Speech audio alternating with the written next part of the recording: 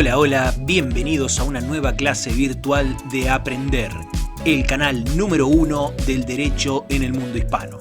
En esta clase vamos a estudiar las fuentes del derecho civil. Esta clase forma parte de nuestro curso gratuito de Derecho Civil 1. Y si querés tener acceso total a este curso, solamente tenés que suscribirte a este canal y seguir el enlace que te dejo acá arriba. Si al finalizar la reproducción de este video te quedó alguna duda, te invito a que sigas el enlace que te dejo en el primer comentario para que puedas encontrar mucha más información sobre este y todos los temas de la materia. Ahora sí, sin más dilaciones, vayamos a la clase de hoy. Y para comenzar el estudio de las fuentes del derecho civil, es preciso que nos adentremos en nuestro Código Civil y Comercial de la Nación. Y vamos a ver que el artículo primero de este código hace mención a las fuentes del derecho civil. Y este artículo establece que los casos que este código rige deben ser resueltos según las leyes que resulten aplicables, conforme con la Constitución Nacional y los tratados de derechos humanos en los que la República sea parte. A tal efecto, se tendrá en cuenta la finalidad de la norma. Los usos, prácticas y costumbres son vinculantes cuando las leyes o los interesados se refieren a ellos o en situaciones no regladas legalmente, siempre que no sean contrarios a derecho. Entonces, lo primero que debemos comprender es que las fuentes del derecho civil sirven para la creación, modificación o extinción de situaciones o relaciones jurídicas. Y en nuestro ordenamiento encontramos en primer lugar a la ley. Pero, tal como lo veíamos recién en este artículo primero, hay otras fuentes del derecho: la costumbre, la jurisprudencia, los principios generales y la doctrina. Vamos a comenzar hablando sobre la ley. La ley es la fuente principal del derecho civil y básicamente es un precepto común, justo, estable y promulgado. Y sus principales características son que es obligatoria, es general, es justa y es auténtica. Es obligatoria porque posee un carácter imperativo y la obligatoriedad es para todos los que habitan el territorio de la República, sean ciudadanos o extranjeros, sean domiciliados o simples transeúntes. Entonces, las leyes son obligatorias y alcanzan a todas las personas que se encuentren en el territorio de la República. La ley también es general porque se establece para un número indeterminado de personas o de hechos. Y no es imprescindible que se aplique a todos los habitantes, pero sí que su aplicabilidad a los sujetos contemplados sea indefinida, general y abstracta. También la ley es justa, y este concepto de justicia se vincula a la igualdad, es decir, que la ley debe tener un tratamiento igualitario para situaciones semejantes. Y finalmente dijimos que es auténtica, porque debe emanar del poder con función legislativa ejercido en forma legítima. En consecuencia, el tema de la autenticidad de las leyes se relaciona con el proceso de formación, sanción y promulgación de las leyes. Y la ley puede ser clasificada siguiendo distintos criterios. Pero básicamente vamos a encontrar que existen leyes en sentido material y leyes en sentido formal. La ley en sentido material es toda norma general y obligatoria emanada de autoridad competente.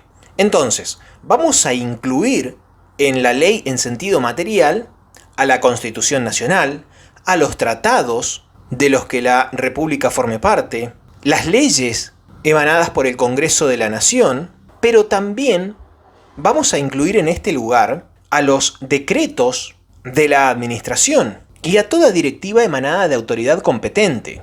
Por ejemplo, una ley en sentido material es aquella que nos obligó a utilizar mascarilla, barbijo o tapaboca durante la cuarentena por el COVID-19. Esta es una ley material, porque es emanada de autoridad competente, pero no necesariamente del Congreso de la Nación. También es una ley en sentido material, la que nos obliga a pagar un anticipo de ganancias cada vez que compramos moneda extranjera. En cambio, la ley formal es toda norma emanada desde el Congreso conforme al mecanismo constitucionalmente determinado. Por ejemplo, será una ley en sentido formal la ley que prohíbe la comercialización de estupefacientes. Entonces, toda norma general y obligatoria emanada de autoridad competente es una ley en sentido material, pero son solo leyes en sentido formal aquellas emanadas del Congreso de la Nación conforme al mecanismo que está establecido en la Constitución para el proceso de formación, sanción y promulgación de leyes. Y en un segundo grupo clasificatorio vamos a encontrar a las leyes imperativas y a las leyes supletorias. La ley imperativa es la que excluye o suprime la voluntad privada, de tal modo que la regulación que establece se impone a los interesados, los cuales no pueden modificarla ni sustraerse de sus consecuencias. Como sucede, por ejemplo, en el caso del derecho de familia, donde está establecido que nadie puede tener más de 2 vínculos filiales, o como también sucede en el marco de los derechos reales, donde los derechos reales son solo los establecidos por el Código y las partes no pueden crear nuevos derechos reales.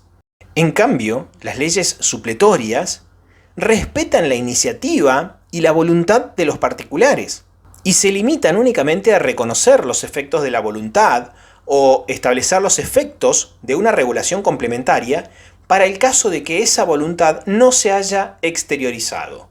Como por ejemplo, en el contrato de agencia se establece que, excepto pacto en contrario, se entiende que el contrato de agencia se celebra por tiempo indeterminado. Es decir, que si yo celebro un contrato de agencia con otra parte y no establecemos un plazo, nuestro ordenamiento entiende que el plazo es indeterminado. Vamos a hablar ahora sobre la costumbre.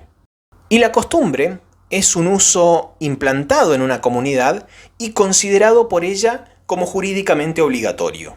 Por ejemplo, cuando vamos a la playa, es una costumbre que las mujeres deban cubrirse la parte superior de su pecho, mientras que los hombres tienen permitido tener el torso descubierto.